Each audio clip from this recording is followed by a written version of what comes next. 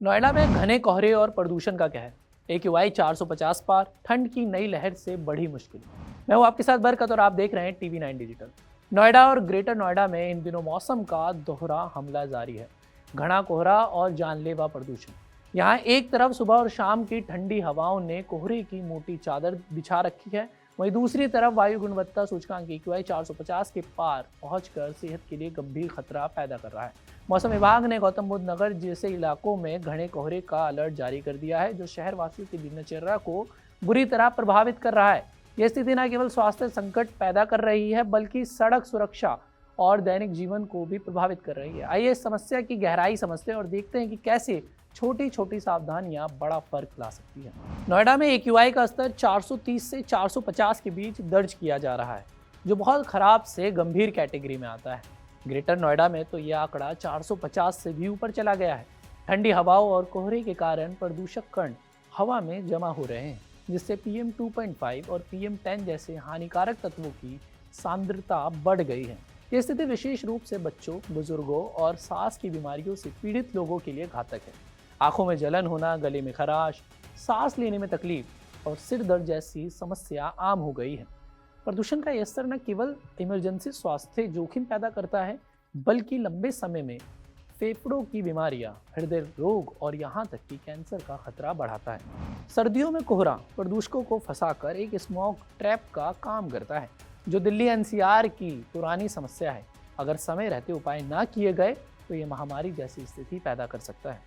कोहरे का खतरा भी बढ़ रहा है। सुबह और देर रात को कोहरा इतना घना है कि Noida, greater Noida expressway, Yamuna expressway और शहर की मुख्य सड़कों पर दिखने की क्षमता 50 मीटर से भी कम रह गई है। इससे वाहन चालकों और दुर्घटनाओं का जोखिम बढ़ गया है। यातायात पुलिस और जिला प्रशासन ने चेतावनी जारी की है कि अनावश्यक यात्रा से बचे, फॉग लाइट्स का इस्तेमाल करें और वाहनों के बीच सुरक्षित दूरी बनाए रखें। ये कोहरा न केवल ट्रैफिक जाम और दुर्घटनाओं का कारण बन रहा है, बल्कि अर्थव्यवस्था पर भी असर डाल रहा है। देरी से पहुंचने वाले कर्मचारी, स्कूल बसों की मुश्किलें और व्यापार में रुकावट, ये सारी चीज़ें दिल्ली वासियों को इस ठंड के कारण और प्रदूषण के कारण देखने को मिल रही है। ये सब मिलकर शहर की उत्पादकता को प्रभावित कर रहे हैं। जलवायु परिवर्तन के कारण सर्दियाँ अधिक तीव्र हो रही है, जिससे ऐसी स्थितियाँ बार बार दोहराई जा रही है।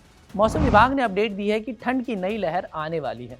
मौसम विभाग के अनुसार सोमवार से जिले में पश्चिमी हवाएं चलेंगी, जो तापमान में और गिरावट लाएंगी। ठंड रोजाना बढ़ रही है और कोहरे के साथ ये संयोजन और भी चुनौतीपूर्ण बन रहा है।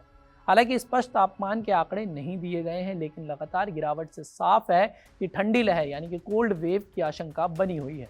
अगर स्थिति बिगड़ती है तो ग्रेडेड रेस्पॉन्स एक्शन ग्रैप के तहत सख्त कदम उठाए जा सकते हैं, जैसे निर्माण कार्यों पर रोक या वाहनों पर प्रतिबंध लगाए जा सकते हैं। वहीं मैं आपको बताऊं, स्वास्थ्य बेहतर रखने के लिए सुबह शाम बाहर निकलने से बचें, मास्क पहने, आंखों की सुरक्षा करें और हाइड्रेटेड रहे। अगर लक्षण बिगड़े तो डॉक्टर से संपर्क करें। यात्रा में सावधानी बरतें। यात्रा करने से पहले फॉग लाइट्स ऑन रखें, स्पीड कम रखें और मौसम ऐप से जुड़े रहें। सामाजिक जिम्मेदारी जो हम सब की बनती है, प्रदूषण कम करने के लिए कारपूलिंग अपनाएं, कचरा न जलाएं और सरकारी दिशा निर्देशों का पालन अवश्य करें।